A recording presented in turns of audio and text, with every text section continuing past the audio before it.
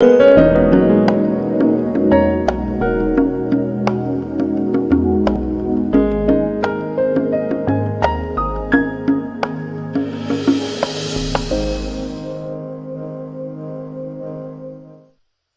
शांति। आज बाबा ये बता रहे थे कि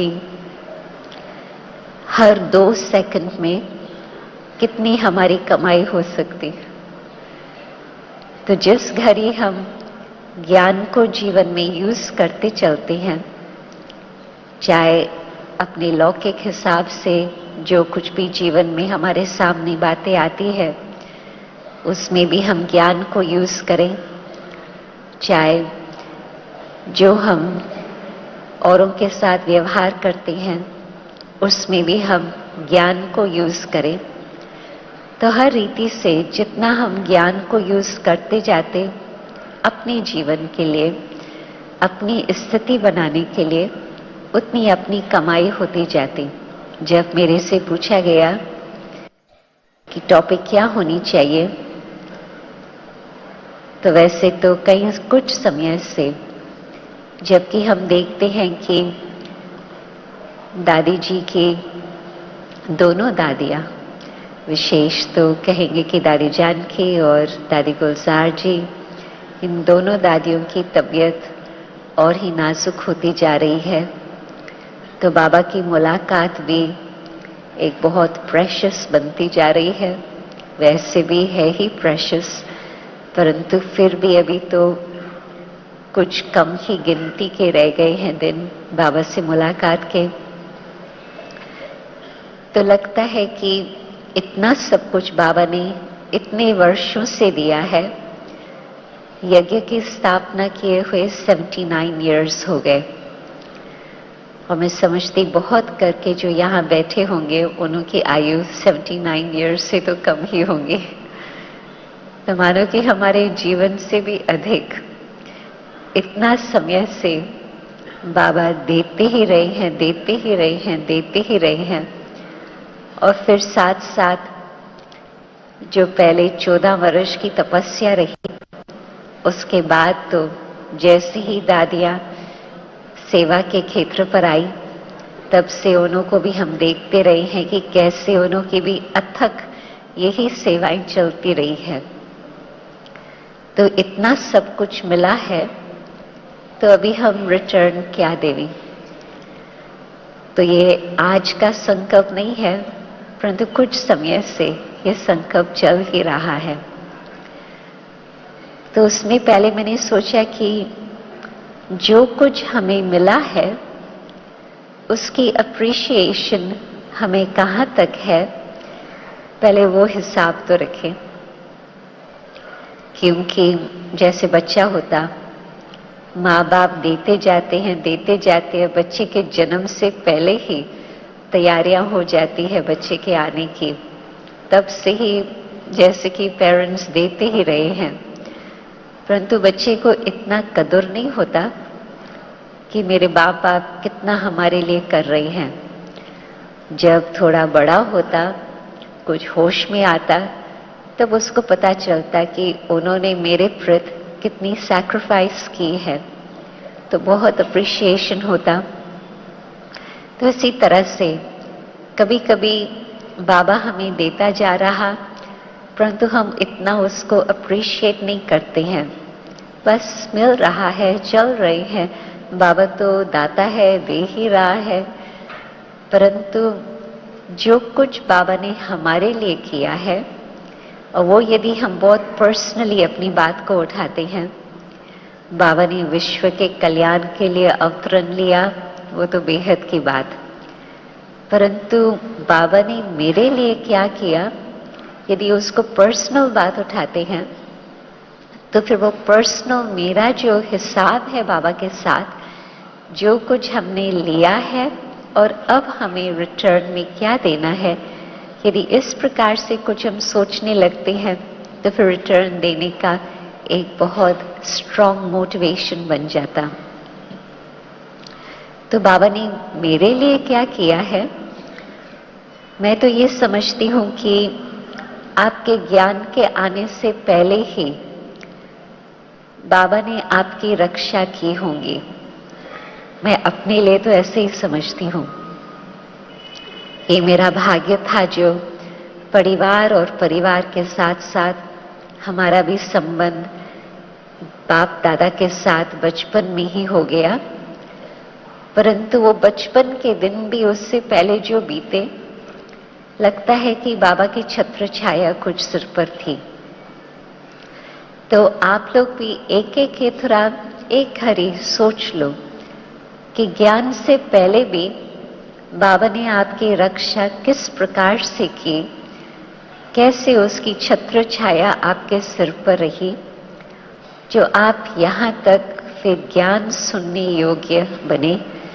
क्योंकि इतने सारे विश्व की आत्माएं हैं, हम चाहते तो है सभी को बाबा का संदेश मिले, परंतु अभी तक तो बहुत परसेंटेज है पॉपुलेशन का विश्व के हिसाब से जिन्हों को अभी तक संदेश नहीं मिला है।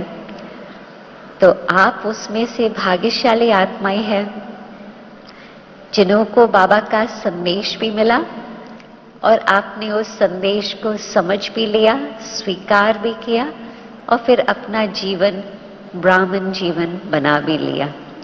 तो यहाँ तक की भी बात जो है ज्ञान से पूर्व और फिर ज्ञान तक पहुंचाने के जो हमारी लौकिक जीवन निमित्त बनी, उसके लिए भी हम सोचते हैं कि ये भी बाबा ने हमारे ऊपर खास अपनी मेहर दृष्टि रख करके हाथ पकड़ते, हमें पता नहीं था परंतु हाथ पकड़ते चलाते रहे। एक सेकंड आप थोड़ा अपने ही जीवन का सोच करके वो अपने मन में बाबा ने क्या आपके लिए किया वो आप सोच लो। बाबा ने कहा है कि पास्ट को भुला लो। आज ही बाबा की मुरली में ये बात सुनी, परंतु साथ साथ जो पास्ट की बहुत उन्नति की बातें हैं, आत्मा को और आगे बढ़ाने की बातें हैं, जो खुशी की बातें हैं, सुंदर बातें हैं, वो यादाश्त हमारे मन में जागृत रहती हैं। तो फिर आज भी हम बाबा को दिल से थैंक्स देते हैं। वो बहुत अप्रिशिएशन होता कि बाबा ने, हम न भी जानते थे तो भी किस तरह से बाबा हमारी संभाल करते रहे। और फिर आप सोचो कि जिस घड़ी आपको बाबा की पहचान मिली तो हर एक का भाग्य कहेंगे, परंतु उसमें भी बाबा ने हमारे बुद्धि को दिव्य बुद्धि का वरदान दिया। और कैसे बाबा ने उस दिव्य बुद्धि को बाबा अपने प्यार की पालना देते रहे ताकि हमारी बुद्धि और साफ बनती जाए और श्रेष्ठ बनती जाए। आज हम ज्ञान की इतनी गहरी बातें समझते हैं और ज्ञान को अपना जीवन का आधार बना करके चल रहे हैं, जिस कारण से कई आप लोगों को कहते होंगे कि हम देखते हैं कि संसार की हालतें हमारे लिए भी है, आपके लिए भी वही है, परंतु हम वो संसार की हालतों में घबरा जाते और हम देखते हैं कि संसार की हालतें आपके सामने भी वही है, परंतु आप उस घड़ी शांतचित होते हो, आपके चेहरे पर कुछ घबराहट नहीं होती। शायद कईयों को ये अनुभव हुआ होगा ना कि आपके लौकिक परिवार वाले या आपके जिसके साथ आप काम करते हो, कॉलीग्स है या जो आपके मित्र है, संबंधी है, वो आपको ये कहते हैं, राइट? हाथ खड़ा करें किस किस को ये सर्टिफिकेट मिला हुआ है अपने कनेक्शन वालों से। मेजॉरिटी। तो आप सोचो कि किस शक्ति ने आपको यहाँ तक पहुंचाया।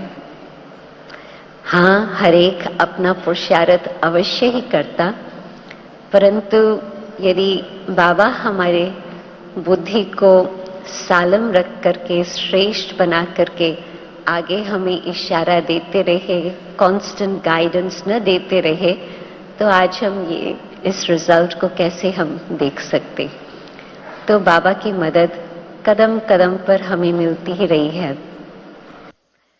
उसमें भी ये मैं सोचती हूँ कि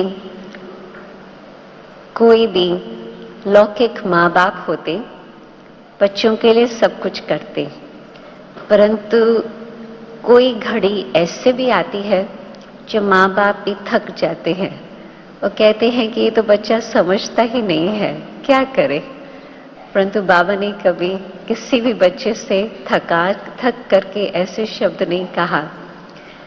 मुझे याद है कि लंदन में जिस समय शुरुआत सेवा हुई थी तो बहुत सारे भाई बहन समर्पण होने की भावना से तैयार हो गए थे। बाबा की उस घड़ी कुछ विशेष जादू की शक्ति चल रही थी। जैसे आज भी बाबा ने विदेशियों को खास याद किया और उनसे बातचीत की, परंतु वो जो शुरुआत थी विदेश सेवा की, बिल्कुल बाबा के जादू का खेल नजर आता रहा। तो उस समय एक स्थान लिया जिसमें 10 भाई लोग आकर के रहे थे और उनकी पूरी ही समर्पण जीवन थी। उसको हम पांडव भवन नाम दिया था और शक्ति भवन नाम दिया एक स्थान को, पांडव भवन दूसरे स्थान को, और बाबा का सेंटर तो था ही। परंतु जो पांडव भवन में कुछ वर्षों के बाद, आप जानते हैं कि जिस समय पहले ज्ञान का नशा होता है तो बहुत फास्ट प्रोग्रेस होती, फिर कभी कभी थोड़ा ठंडापन आ जाता। तो कुछ समय के बाद कुछ ऐसी स्थिति हो गई थी एक दो लोगों की, तो उसमें से एक व्यक्ति ऐसे था जो क्लास में भी नहीं आता था उन दिनों में, और फिर जो और भाई लोग थे उन्होंने दादी को आकर के कहा कि हम तो चाहते हैं उसके साथ बहुत प्यार का व्यवहार करें, परंतु हम देखते हैं कि हमारे पास मेहमान भी और देशों से आते हैं, हम उन्हों को भी रखते हैं, परंतु ये भाई तो ऐसे है जिस कारण से फिर हमें लज्जा आती। क्योंकि और आते हैं दूर दूर से क्लास का फायदा उठाने और ये भाई तो उठता भी नहीं है। तो क्या ऐसे हो सकता है कि हम उसको कहें कि वो चले जाए और अपना दूसरी जगह जाकर के बना के रखे। तो दादी ने उन्हों को दृष्टि देख करके कहा, सारे यज्ञ के इतिहास में कभी भी बाबा ने किसी भी बच्चे को नहीं कहा कि बच्चा तुम चले जाओ। तो आप या मैं उस भाई को कह नहीं सकते हैं कि तुम चले जाओ। तो उस दिन से मुझे ये बात बहुत ध्यान पर आई कि ये घर है, परिवार है, ये संस्था नहीं है। हाँ, संस्था का कारोबार है तो वो कायदे कानून नियम सब कुछ संभालने होते हैं, परंतु बाबा ने आकर के जिस यज्ञ की स्थापना की, बाबा ने एक परिवार के नाते से अपने बच्चों को चुन लिया और अपने बच्चों की पालना की है। तो बाबा कभी किसी से भी थकते नहीं थे। और उस कहानी का लास्ट भी मैं बता देती कि कुछ समय के बाद उस भाई को एक स्वप्न आया जिसमें जैसे दादी उसको उंगली दिखा रही है आप जानते हैं दादियों की उंगली फेमस होती। तो वो खुद ही आकर के क्लास में पहुंच गया और दादी को फिर कहे कि दादी ये हमसे बीच में कुछ माया की छाया आ गई जो मैंने क्लास का महत्व नहीं रखा। तो आप सोचो कि यदि कोई उससे थक करके उसको कह देता था तुम चली जाओ, तो आप सोचो कि उसका भविष्य क्या, उसके लिए कौन सा ठिकाना बन सकता। परंतु बाबा और बाबा माता पिता के रूप में बिल्कुल अथक। तो हमने भी कुछ गलतियां की है, हर एक की ऐसी ही हिस्ट्री होती, कोई भी आज तक अभूल नहीं बना है, परंतु हाँ अभूल बनने का पुरुषार्थ कर रहे हैं। परंतु बाबा ने भूलें देखते हुए भी नहीं देखा, भूलों को देखते उसके ऊपर सोचा नहीं, बाबा ने फिर भी अपनी दिल इतनी बेहद की रहम दिल रखी, जो बाबा ने कहा कोई बात नहीं, बच्चे सीख जाएंगे, बच्चे आगे चलते चलेंगे। तो माता पिता के रूप में बाबा ने कितनी बातें हमारी देखते न देखे, फिर भी बाबा अपनी तरफ से प्यार भी देते रहे, शिक्षा भी देते रहे, मदद भी करते रहे।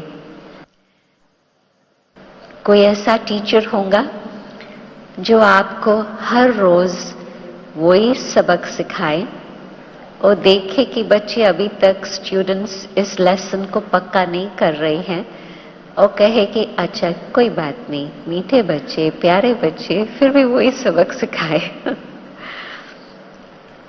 जो मेन अपना लेसन है मन मना भाव का, अपने को आत्मा समझ बाबा को याद करो कि फर्स्ट लेसन मेन श्रीमद बाबा अथक होकर के ये नॉन स्टॉप हमें रोज पाठ पढ़ाते रहे हैं 79 इयर्स। और जब से हम लोग ज्ञान में आए, 10 वर्ष हो, 30 वर्ष हो, 40 वर्ष हो, जितने भी हो, परंतु हर रोज बाबा की ये लेसन को हम सुनते रहे हैं। तो भी आज तक भी हम कहेंगे कि जितना हम चाहते हैं बाबा को याद करें, हम कर नहीं पाते हैं, परंतु बाबा फिर भी बड़े प्यार से मीठे मीठे बच्चे कह करके हमें फिर वही लेसन याद दिलाएंगे। तो मैं क्यों ये बात याद दिला रही कि सारे जीवन में बाबा ने न सिर्फ कोई घटना हुई है उस समय अचानक मदद किया है, लोगों को ये बातें खास याद रहती है कि हाँ कोई बीमारी आई और अचानक उस बीमारी से हम ठीक हो गए, वो भगवान की करामत थी। है भी, ये भी बात सही है।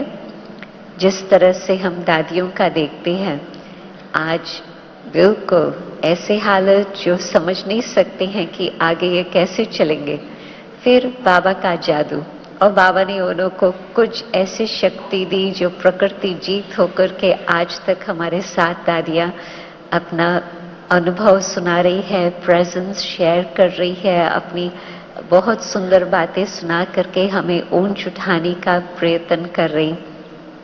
तो ये तो बाबा की करामत है ही, परंतु उसमें भी फिर जो हर रोज बाबा की मुरली का हमें साथ मिलता, हमें प्राप्ति हो रही, मैं उन बातों को देखती हूँ कि कैसे बाबा ने हमें प्यार की पालना देते देते देते यहाँ तक लाया है। और अवश्य ही जिस डेस्टिनेशन को हमने अपने सामने रखा है, चाहे हम कहें हमें कर्मातीत बनना है, चाहे हम कहें कि हमें फरिश्ता बनना है, या ये भी हम कहें कि हमें तो 16 कला संपूर्ण देवता बनना है, ज्ञान से पहले तो ये कोई भी हमारे सामने लक्ष्य था ही नहीं। ये इमेजिनेशन से भी पार थी बातें कि हम कोई फरिश्ता बन सकते या देवता बन सकते। परंतु बाबा का बनने के बाद बाबा ने इतना श्रेष्ठ हमें ऊंचा लक्ष्य दिया है, और हम सोचते हैं कि हाँ बाबा की मदद से अवश्य हम विजयी बन ही जाएंगे, बाबा की शक्ति हमें मिलती रहे और हम वहां तक पहुंच ही जाएंगे। तो जहां तक हम पहुंचे हैं बाबा को थैंक्स, और जहां और आगे हमें चलना है वो भी जानते हैं बाबा अवश्य ही हाथ पकड़ के पहुंचा ही लेगा। तो तभी मैं कहती कि जब हम ये विचार करते हैं कि आज तक भी हमें कितनी प्राप्ति हुई है बाबा के द्वारा, न सिर्फ ज्ञान मिला है, न सिर्फ प्यार मिला है, परंतु मदद मिली है, शक्ति मिली है, बड़ा परिवार मिला है जिन्होंने हमें कदम कदम पर सहयोग दिया है। तो ये सब बातें सोचते दिल में गदगद होती और सोचते हैं कि जो हम लोगों ने आधा कल्प भक्ति की उसमें भी हम भगवान को वो रिटर्न नहीं दे सके, और आधा कल्प जो आएगा अभी आगे उसमें तो हम भगवान को जानेंगे भी नहीं। तो हम किस समय भगवान को उतने जो कुछ बाबा ने दिया है हम उसका रिटर्न देवें। तो बाकी ये जो थोड़ा बहुत संगम युग का समय बचा है, इस थोड़े से समय में हम बाबा को जरूर संकल्प करते हैं कि हमें रिटर्न देना ही है। तो कैसे रिटर्न हम देवें, क्या देवें? बाबा ने खुद ही मुरलियों में कुछ कुछ बातें हमें बहुत सुंदर बातें बताई है। जिस समय बाबा अव्यक्त हुए थे, जो 21 जनवरी की फर्स्ट मुरली चली थी अव्यक्त बाबा की, उसमें ही बाबा ने कहा था कि जिसके साथ स्नेह होता, तो जो वो प्यार करता, उसके साथ हमारा स्नेह हो, उसको कहेंगे स्नेह का रिटर्न देना। और फिर उसमें बाबा ने कहा कि बाबा का किसके साथ स्नेह होता था? बाप का स्नेह था पढ़ाई के साथ, और बाप का स्नेह था पुरुषार्थ के साथ। तो आज हम देखें कि बाबा को स्नेह का रिटर्न देने के लिए हमारा पढ़ाई के साथ कितना स्नेह है और हमारा पुरुषार्थ के साथ कितना स्नेह है। पढ़ाई के साथ स्नेह रखना, ये तो लौकिक में भी लोग मानते हैं कि जिस बच्चे को पढ़ाई के साथ स्नेह होता, तो वो तो जरूर इतना इंटरेस्ट से आगे पढ़ते पढ़ते बहुत अच्छी स्टेटस कर ही लेगा। तो आज जितना हमारी पढ़ाई के साथ स्नेह होता, अब सोचो कि एक तो होता है क्लास में जाना नियम अनुसार, ये भी अच्छी बात है, अपना नियम पक्का है, नियम अनुसार हम जाते हैं, ये तो जरूरी ही है। परंतु जिस घड़ी एक सिर्फ नियम की बात हो जाती है, तो जो हम इंटरेस्ट लेवे, जो हम उस इंथुजियाज्म से, उस शौक से, उस जोश से हम स्टडी करें, वो नहीं हो पाता। परंतु जब कोई भी बात में एक बहुत इंटरेस्ट होता, तो फिर उस इंटरेस्ट से स्टडी करना एक अलग बात होती। और जिस समय पहले अव्यक्त मुरलियां शुरू हुई थी और हम विदेश में होते थे और 2 सप्ताह के बाद हमें वो मुरली मिलती थी, तब तक हमारा चिंतन चलता था। भगवान हमारे चिंतन में रहे, उस इंतजार में हो, ये तो अच्छी बात होती। तो वो चिंतन चलता था कि बाबा ने क्या बताया होगा। इतना हमें इंटरेस्ट होता था कि वो हमें हाथ में मुरली मिले, हम जरूर उसको पढ़ें, हमें पता चले कि बाबा ने क्या बोला। और आज भी जब बाबा का आने का समय होता, तो भी पहले से ही बुद्धि योग बाबा के साथ तो होता ही है, परंतु अवश्य ही ये भी संकल्प होता कि आज बाबा किस टॉपिक पर हमें बताएंगे, बाबा क्या कहने वाले हैं।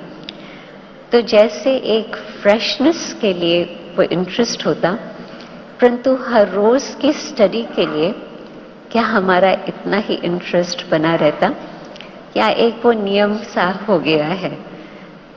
यदि हम वो सेम इंटरेस्ट जागृत रखें कि आज बाबा जो बताएंगे वो हमारे लिए बताएंगे, हमारे काम की बात बताएंगे, यदि हम इतना इंटरेस्ट से वो बाबा की मुरली सुने, तो आप सोचो कि न सिर्फ हमें वो मेमोरी में छप जाए, परंतु हमारे दिल में छप जाए।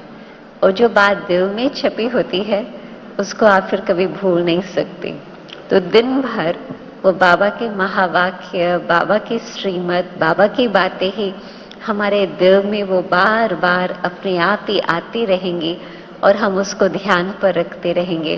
तो आप सोचो, जैसे आज बाबा ने कहा कि कदम कदम पर इतने पद्मों की कमाई, तो जब इतना इंटरेस्ट होगा ज्ञान में, तो फिर इतना हम इंटरेस्ट से स्टडी करेंगे।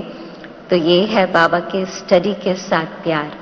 तो जैसे ब्रह्मा बाबा का स्टडी के साथ इतना प्यार था, तो हम भी इतना ही इंटरेस्ट रखें और स्टडी के लिए इतना ध्यान रखें। एक दिन दादी बता रही थी कि बाबा बॉम्बे में गए हुए थे, कुछ ऑपरेशन था, तो बाबा उस समय तो क्लास में तो नहीं आ सकते थे, हॉस्पिटल में थे, परंतु बाबा ने दादी को बुलाया और दादी को सामने बिठा करके दादी को बताते रहे कि ये सब बातें बाबा को सुनानी है और आप सुन करके फिर वो बातें लिख करके सब तरफ भेज देना, ताकि बच्चों की मुरली मिस न हो। तो जितना बाबा को ध्यान रहता था कि बच्चों की एक दिन भी मुरली मिस न हो, क्या बच्चों को इतना ध्यान रहता कि एक दिन की भी मुरली हमारी मिस न हो? मैं समझती हूँ कि शिव बाबा को तो ज्ञान के मूल्य का तो सदा मालूम ही है, परंतु ब्रह्मा बाबा भी एक दिन भी मिस नहीं करने देता था, तबीयत कैसे भी हो, खुद के लिए चाहे अनेक आत्माओं की पढ़ाई के लिए। जैसे लास्ट दिन भी बाबा का 18 जनवरी का था, आप सभी ने वो भी कहानी सुनी हुई है कि लास्ट दिन भी बाबा कहे कि सवेरे बाबा ने मुरली नहीं चलाई है तो शाम को बाबा को जरूर मुरली चलानी है, बच्चों की एक डेट की मुरली नहीं मिस होनी चाहिए। तो बाबा का इतना ध्यान पढ़ाई के लिए, और फिर साथ साथ कभी आपने ये सोचा कि पुरुषार्थ के लिए भी कुछ प्यार होना चाहिए? तो बाबा ने खास कहा, जैसे ब्रह्मा बाबा को पुरुषार्थ के लिए प्यार था, वैसे बच्चों को भी पुरुषार्थ के लिए इतना ही प्यार हो। कुछ समय पहले बाबा ने पुरुषार्थ का बहुत ही सुंदर डेफिनेशन दिया था। जो कुछ भी आप करते हो पुरुष अर्थ, मतलब कि ये तो प्रकृति का पुतला, और इस प्रकृति के अंदर जो आत्मा पुरुष है, जो कुछ भी हम करते हैं आत्मा के आगे की उन्नति के लिए, उसको कहेंगे पुरुषार्थ।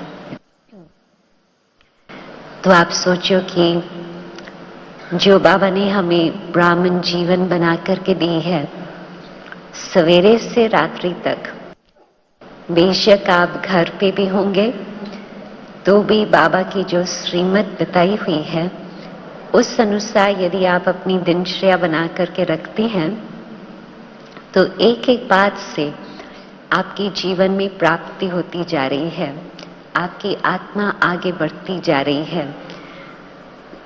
तो जब इस बात का इंटरेस्ट लगता है कि हमें और आगे बढ़ना है, आत्मा को और आगे हमें अपनी कर्मातीत स्थिति तक पहुंचना है, तो यदि हम जो भी बाबा की बताई हुई श्रीमत को यूज करते हैं तो उसमें आत्मा को बहुत ही आनंद आता, तो वो पुरुषार्थ के लिए वो प्रेम जागरण होता कि और भी हम आगे करें, और भी हम आगे करें।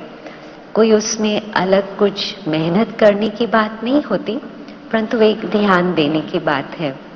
सवेरे 4 से 8 बजे तक तो हर एक का दिनचर्या ऐसे बनी हुई है बहुत सुंदर ढंग से, जो आत्मा की उन्नति सहज सहज होती है।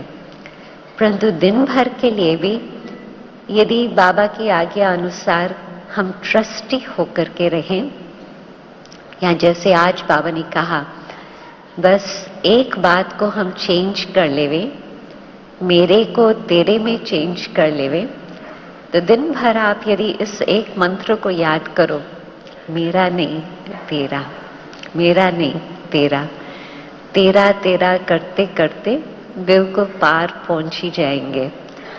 तो दिन भर भी वो हमारा आगे आत्मा की उन्नति होती रहेंगी, होती रहेंगी। उसमें कुछ हमारे से गलत काम भी नहीं होगा और बहुत खुशी अथवा आनंद भी प्राप्त होता रहेगा, और हम अनेक और आत्माओं को भी खुशी बांटते रहेंगे, तो वो भी हमारी कमाई होती रहेंगी। तो इतनी छोटी छोटी बातें भी एक एक दिन की मुरली से हम उठा करके ध्यान पर रखें, तो आप सोचो कि पुरुष के अर्थ हर श्वास, हर संकल्प, हर कार्य जैसे जैसे हम करते चलेंगे वो आत्मा की उन्नति होती ही रहेंगी। तो जिसके साथ बाबा का प्यार है, हमारा भी प्यार उसके साथ होगा, तो फिर हम बाप समान अथवा हम बहुत जल्दी बाबा को प्यार का रिटर्न दे सकेंगे।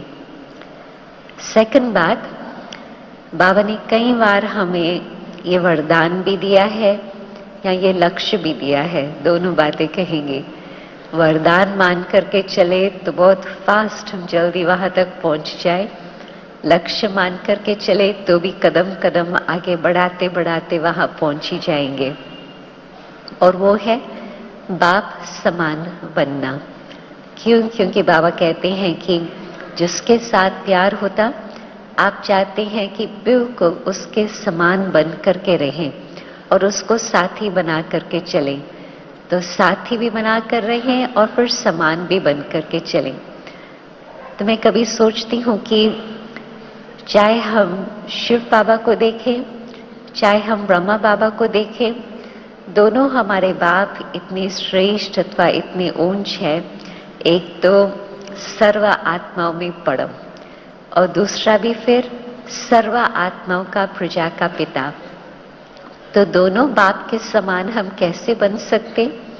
वैसे तो हम संकल्प नहीं रख सकते थे, परंतु बाबा कहते हैं कि आओ बच्चे, मैं आपको आप समान बनाता हूँ। मैं चाहता हूँ कि आप बच्चे मेरे समान बन जाए। नहीं तो कोई टीचर कहे कि मेरे समान बनो, मुश्किल। हमेशा वो समझेगा कि मैं तो अपने स्टूडेंट से और आगे हूँ। कोई गुरु कहे कि आप मेरे समान बन जाओ, वो भी मुश्किल। जब उसका शरीर छूटेगा, गद्दी छोड़ के चला जाएगा, तो फिर दूसरे को चांस मिलेगा।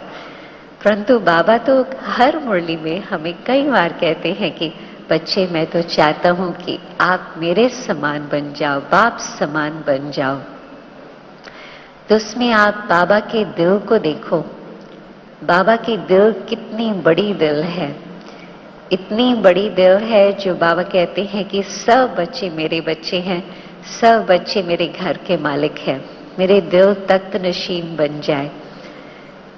तो हमारी दिल कहाँ तक पहुंची है? क्या हम थोड़ों को अपना समझते हैं या हम थोड़े जास्ती को अपना समझते हैं, या हमारी दिल इतनी बड़ी बड़ी होती जा रही है जो जैसे बाबा की दिल बेहद की दिल है, हमारी भी दिल क्या बेहद की दिल बन सकती? नो लिमिट्स, जिसमें हम कहें कि हम आपके लिए इतना तक कर सकते हैं, परंतु और बाकी 2 कदम हम आगे नहीं कर सकते। नहीं, बाबा ने कभी ये नहीं कहा। बाबा की तो बेहद की दिल। तो हम भी अपने दिल को पहले तो साफ दिल बनाए। बड़ी दिल बनने से पहले तो साफ दिल चाहिए। तो हम अपने दिल को देखें कि हमारे दिल में क्या है, और जो यदि कुछ पुरानी बातें हैं उसको बिल्कुल निकाल कर साफ करके हमारी दिल साफ होंगी, तो फिर हमारी दिल रहम दिल भी होंगी बाबा जैसे, और साथ साथ हमारी दिल बड़ी दिल बनती जाएंगी। बाबा की बुद्धि को देखो। बाबा की बुद्धि बिल्कुल, जिसके अंदर सत्यता के सिवाय और कुछ बिल्कुल है ही नहीं। तो हमारी बुद्धि में कौन सी बातें बसती है? क्या बाबा की सत्य बातें ही है, या यहाँ वहाँ की बातें, ये छोटी मोटी बातें, संसार की बातें, ये अभी तक घूमती रहती? यदि हमारी बुद्धि में ये छोटी छोटी बातें अभी तक घूमती रहती, हमने ये बात देखी, ये बात सुनी, वो बात सोची, अपने लिए ये सोचा है आप सोचो कि कितना, एक तो हमारी टाइम और एनर्जी वेस्ट होता, परंतु हमारी ये जगह बहुत वैल्यूएबल जगह है। जब बहुत वैल्यूएबल जगह होती है तो सोचना होता है कि उसमें क्या रखा जाए। आपके पास छोटी सी तिजोरी हो तो आप सोचेंगे ना कि ऐसे कुछ कीमती वस्तु हो जो उसमें रख सके। आप फालतू चीजें थोड़ी उसमें रखेंगे, ये थोड़ी कहेंगे कि वो जगह मुझे भर लेनी है। नहीं, आप कहेंगे कि जो बहुत कीमती चीज है मुझे उस तिजोरी में वो ही वहां रखना है। तो ये जो एक तरफ है हमारी बेहद की बुद्धि, बाबा ने वरदान में हमें बेहद की बुद्धि दी है, परंतु यदि हम इस बेहद की बुद्धि को हद में लाते हैं और हद की बुद्धि में छोटी छोटी बातें रखते हैं तो बाप समान नहीं बन पाएंगे। परंतु बाबा ने कहा है अपनी बुद्धि को बेहद में रखो, और बेहद की बुद्धि में जो सत्य बातें हैं वो ही सत्य बातें रखो, तो आपकी बुद्धि कितनी विशाल हो जाएगी, कितनी चमत्कारी हो जाएगी। बाबा आपके बुद्धि के द्वारा कितनी अनेक करामत की बातें करा सकेगा। बाबा के संस्कार, क्या भगवान को भी संस्कार होते हैं? वैसे तो लोग तो भगवान कौन है, क्या है, समझ ही नहीं पाते हैं। और भगवान ने बैठ करके अपनी एक एक बात, अपनी सीक्रेट अपने बच्चों को बताई है कि मैं कौन हूँ, मैं क्या हूँ, मैं क्या करता हूँ और मेरा रूप क्या है, मेरे अंदर क्या बसता है। भगवान ने सब बातें बताई है। तो हाँ, भगवान के संस्कार भी है, परंतु भगवान के संस्कार है कल्याण के। एक एक संस्कार भगवान का अन्य आत्माओं को अथवा विश्व की आत्माओं के कल्याण करने के संस्कार। तो हमारे अंदर किस प्रकार के संस्कार है आज? क्या हमारे अंदर यही संस्कार है जिस संस्कार के द्वारा मेरा भी कल्याण और अनेक आत्माओं का भी कल्याण संभव है, या कुछ और भी संस्कार छिपे हुए हैं जो आज बाबा याद दिला रहे थे कि अभी तक शायद होली नहीं मनाई है, अभी तक शायद पुरानी चीजों का थोड़ा कुछ अपने पास रख लिया है, उसको भी जला करके फिनिश कर लेवे, ताकि कुछ भी पुराना न रहे, परंतु जो बाबा के संस्कार, कल्याण करने के संस्कार, वो मेरे संस्कार हो। आप देखेंगे कि जो संस्कार की भाषा आती है उसका मतलब कि ऑटोमेटिकली वो काम करे। आप कुछ करेंगे तो कहेंगे क्या करें, ये मेरा संस्कार था ना, हम सोचते नहीं थे, चाहते नहीं थे, परंतु संस्कार ही ऐसा है। परंतु यदि हमारे संस्कार आज बाप के समान संस्कार हो, तो हमारे संस्कार किस प्रकार के होंगे? हमारे संस्कारों में कुछ भी और नहीं, सिर्फ अन्य आत्माओं के कल्याण की भावना, और कोई संकल्प नहीं और कोई वचन नहीं, परंतु हरेक का कल्याण हो, हरेक का कल्याण हो। ये मुझे बहुत अच्छी बात लगती थी जब मैं ये बात सुनती थी कि ब्रह्मा बाबा बनने से पहले जब दादा लेखराज थे, तो उस समय भी जिस समय भक्ति करने जाते थे और डुबकी लगाते थे, तो भी उस समय न सिर्फ अपने लिए गंगा में डुबकी लगाते थे, परंतु अन्य के लिए भी, परिवार के लिए भी, और फिर साथ साथ सर्व आत्माओं के प्रति दान करते थे। तो भी अपने लिए या अपने परिवार के लिए सिर्फ नहीं, सर्व आत्माओं के लिए। तो ब्रह्मा बाबा के संस्कार अंतिम जन्म तक भी, लौकिक में भी ऐसे संस्कार थे कि सर्व का कल्याण हो। तो आज हम अपने संस्कारों को देखें, क्या हमारे संस्कारों के अंदर भी सर्व के प्रति इतना कल्याण की भावना है? और फिर बाप समान बनना है तो हमें निराकारी और निरअहंकारी भी बनना होगा। तो हम कहेंगे कि हाँ, हम बाबा को रिटर्न दे रहे हैं। उसमें उस दिन बहुत अच्छी बात, दादी के साथ बातचीत करते, दादी छोटे ग्रुप से बैठी थी, तो दादी ने कहा कि उस स्थिति तक पहुंचने के लिए, निराकारी स्थिति तक पहुंचने के लिए पहले और 4 बातों की जरूरत है। एक तो वैराग वृत्ति हो, और दूसरा त्याग वृत्ति हो, और तीसरा अनासक्त वृत्ति हो, और चौथा उपराम वृत्ति हो। तो जब ये पहले 4 स्टेजेस होंगी, तो फिर हम उस स्थिति तक पहुंच सकेंगे जिसमें हमारी निराकारी स्थिति हो। तो पहले वैराग वृत्ति। आप सोचो कि कहां पर भी हमारी रग जुटी हुई ना हो। जब इतना बेहद का वैराग होता, तो फिर हम सब तरफ से छूट जाते हैं। कहां पर भी हमारा इंटरेस्ट ना है, तो फिर हम बिल्कुल बाबा को सामने रख करके बाबा के पास आने का संकल्प करते।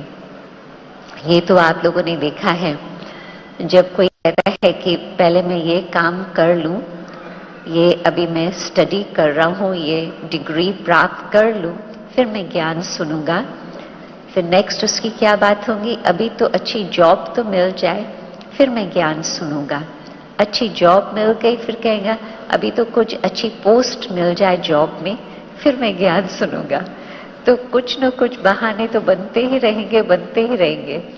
परंतु जब ये संकल्प आता कि लौकिक में जितना हो सके करना ही है, परंतु मुझे अंदर इंटरेस्ट किस बात का है, इन सब बातों से वैराग, और बाकी बाबा के लिए प्यार और बाबा के ज्ञान के लिए प्यार, तो वो कभी कोई बात को पोस्टपोन नहीं करेगा, कोई बात में डिले नहीं करेगा।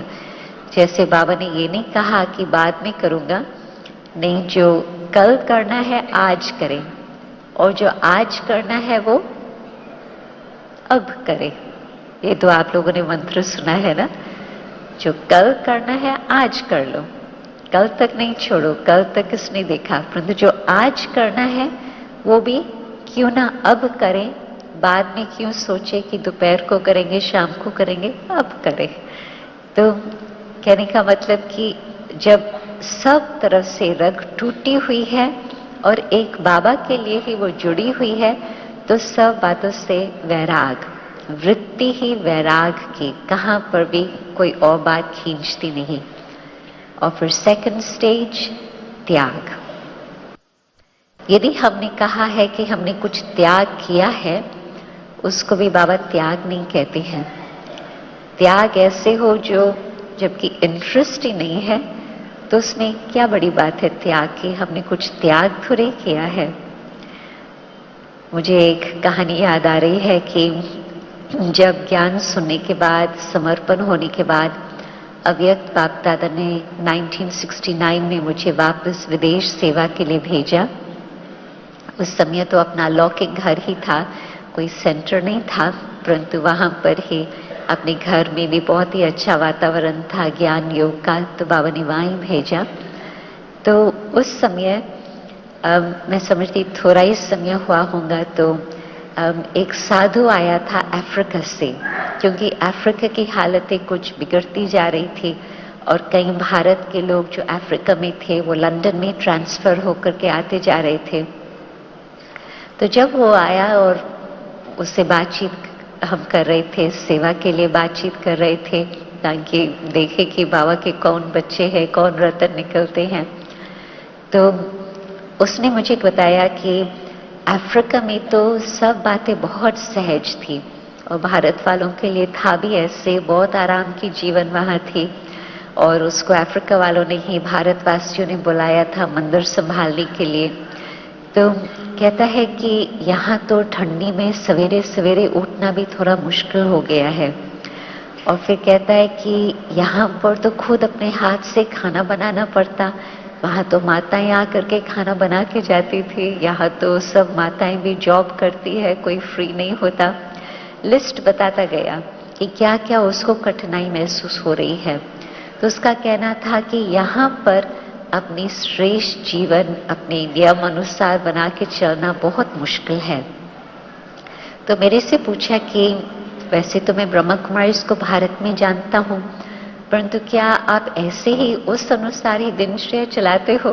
तो मैंने कहा हाँ, चाहे 4 बजे उठना, चाहे जो भी अपना जैसे दिनचर्या होती, जैसे नियम होते। तो कहता है कि आपको कठिन नहीं लगता? तो मैंने कहा बिल्कुल नहीं, बहुत सहज लगता। परंतु मुझे उस घड़ी एक रियलाइजेशन हुआ, उसको क्यों कठिन लग रहा था। क्योंकि क्या होता कि यदि कोई पुरुषार्थ करता है उस उम्मीद से कि ये सब कुछ करने से शायद हमें भगवान की प्राप्ति होगी, तो वो उस उम्मीदों से कर रहा है, उस उम्मीदों से चल रहा है, और होगा या नहीं होगा कुछ गारंटी नहीं। और बाबा के बच्चों के लिए बिल्कुल अलग बात है। भगवान की प्राप्ति हो गई, भगवान का प्यार का अनुभव हो गया, और फिर उसके बाद हमारा पुरुषार्थ चलने लगा। उससे पहले कोई हम लोग 4 बजे योग में नहीं बैठते थे। परंतु भगवान का प्यार का अनुभव हो गया, फिर सवेरे हम 4 बजे प्यार से उठते हैं कि हमें यही समय है भगवान के प्यार का अनुभव करने के लिए, सागर से उस सब कुछ लूटने के लिए। तो जो प्राप्ति हो जाती, फिर जो पुरुषार्थ चलता, उसमें कोई कठिनाई नहीं होती, क्योंकि सब कुछ मिल गया। फिर तो बाकी हाँ, ये जो कुछ कर रही है उसको कंसोलिडेट करने के लिए कर रही हैं, उम्मीद से नहीं कर रहे हैं, परंतु मिल गया, प्राप्ति हो गई तो कर रहे हैं। तो आप सोचो कि त्याग क्या बड़ी बात है। त्याग वृत्ति कुछ नहीं यहाँ का चाहिए, बाबा ने हमें सब कुछ ही दे दिया है। और फिर तीसरी बात, अनासक्त वृत्ति। बाबा के बनने के बाद भी सब कुछ एक्सटर्नल बातें छोड़ भी दी, परंतु कहाँ न कहाँ आसक्ति रह जाती है। सोचते हैं कि इस बिगर चलना थोड़ा कठिन है, या इस व्यक्ति का हमें सहारा जरूर चाहिए, या इस बात को हमें जरूर मदद मिलती है। कोई न कोई कहाँ न कहाँ हमारी आसक्ति रह जाती, या हम सोचते हैं कि यदि इस प्रकार के हमें सहयोग नहीं मिलेगा तो हम और आगे कैसे करेंगे, या सेवा का हमें चांस नहीं मिलेगा तो हम आगे नहीं चल सकेंगे। तो ये एक और चेकिंग की बात आती है कि हमारी वृत्ति में कहाँ न कहाँ आसक्ति तो नहीं है, कहाँ न कहाँ हमने कुछ न कुछ सोने की जंजीरों का आधार तो नहीं लेके रखा है। यदि कोई प्रकार के भी इस प्रकार का हम सहारा लेकर के चलते हैं, उस बातों पर हम डिपेंडेंट हो जाते हैं, तो फिर हमारी स्थिति क्या होंगी। कभी वो चीज मिलती है, कभी वो चीज नहीं मिलती है, तो मिलती है तो ठीक है, नहीं मिलती है तो हमारी स्थिति कहाँ रह गई। हम भूल गए कि एक बाबा ही हमारा सहारा, ज्ञान योग की शक्ति से हमें सब कुछ प्राप्त हो सकता, और आगे हमें चलना है एक बाबा का हाथ पकड़ के। परंतु बिल्कुल हम ये चेक करके अपने को उन बातों से भी आजाद करते जाएं। अनासक्त वृत्ति फिर हमारी बन सकती है उपराम वृत्ति। आप सोचो कि यहां सब कुछ करते भी मान शान से हम उपराम रहे, यहां जो कुछ मेरी जिम्मेवारी है वो करते भी ये हम याद रखें कि बाबा जिम्मेवार है, बाबा करण करावनहार है।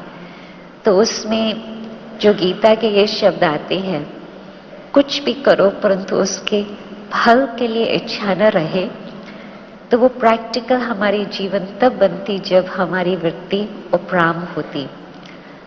करना है श्रेष्ठ कर्म, करना है बाबा की आज्ञा अनुसार, परंतु वो हम सामने फल देख करके हम नहीं कर रहे हैं।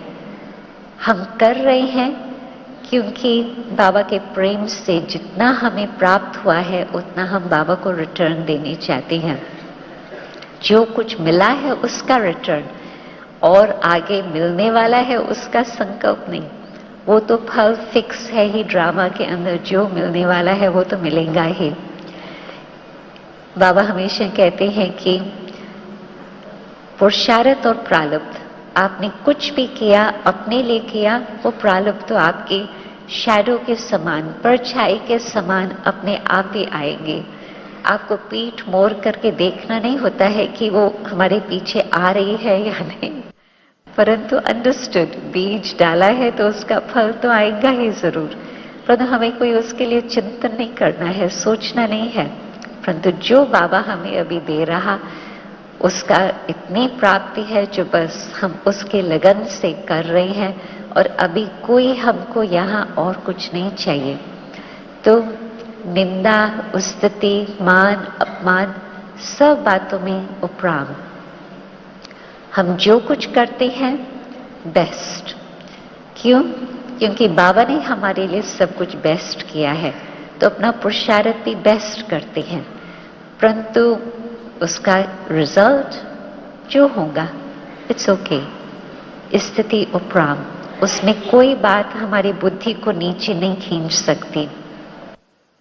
तो जब हम इस प्रकार से अपना पुरुषार्थ करते, और ये है दिन भर की बातें ध्यान पर रखने की, फिर आप सोचो कि योग कितना सहज हो जाता।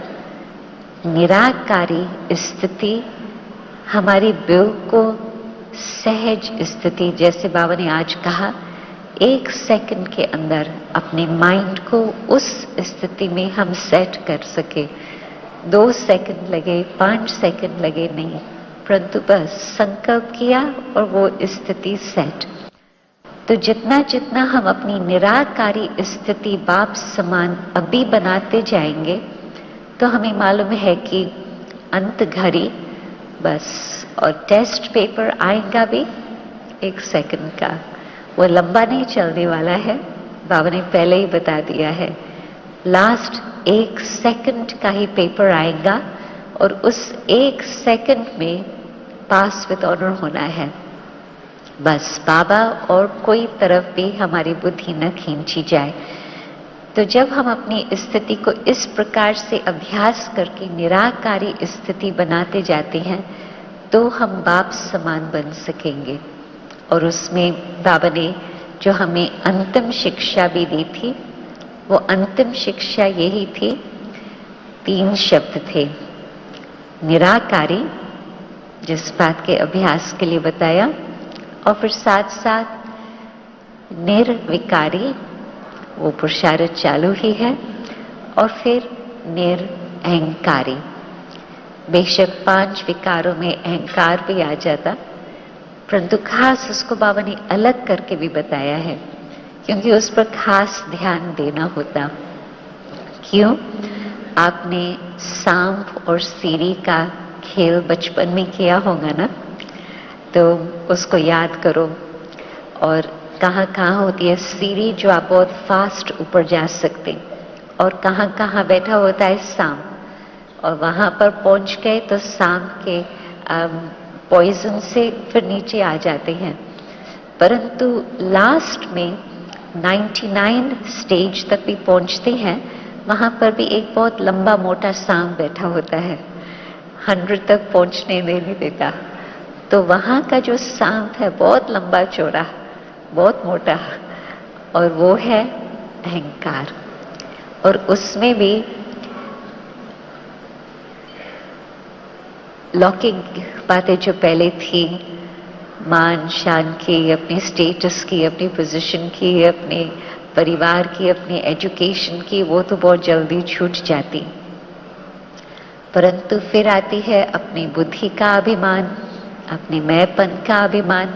अच्छा चलो ये भी बातों पर ध्यान है, परंतु जब ज्ञान का अहंकार आता, वो बड़ा डेंजरस होता।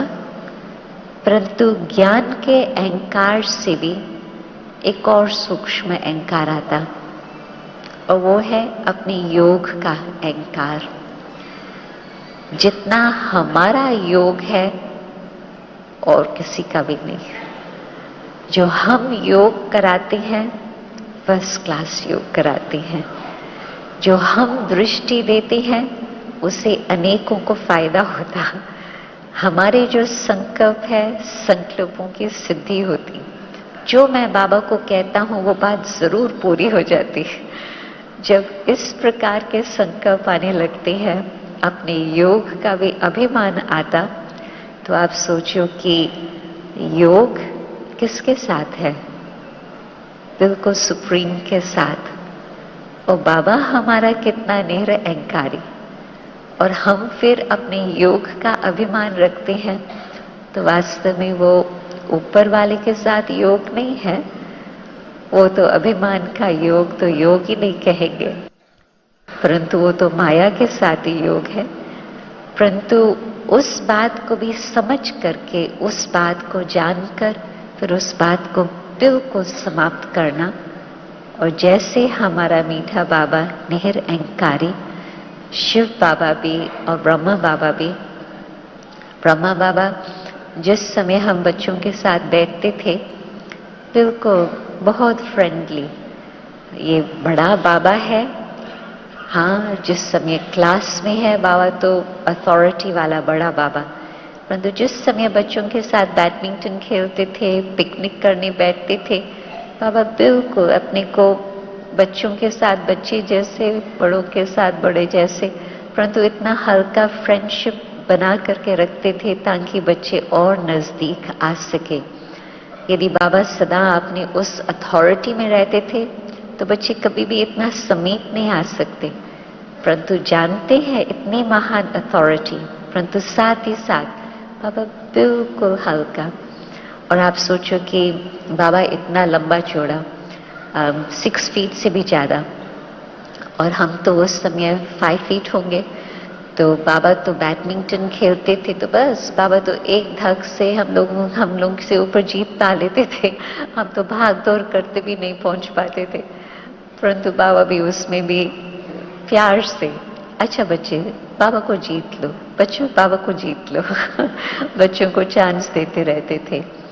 मतलब कि इतना निर्मांचित, इतना निरअहंकारी, ताकि बच्चे नजदीक आ सके और बच्चों को मन में बाबा के साथ कुछ डर न हो, ताकि बहुत खुली दिल से बाबा के साथ बातचीत कर सके और बाबा से राय भी ले सके।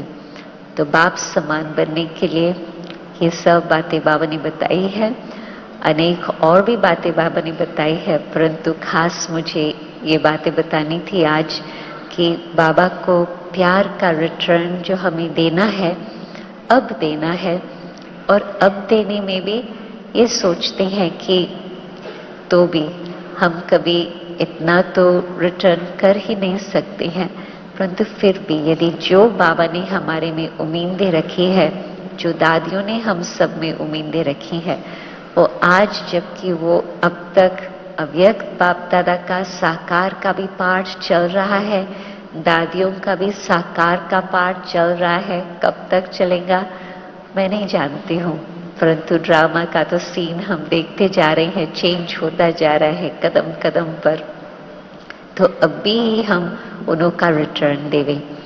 अभी हम थोड़े मिनटों के लिए योग में बैठते हैं और मैं कुछ कमेंट्री देने चाहेंगी ताकि हम उस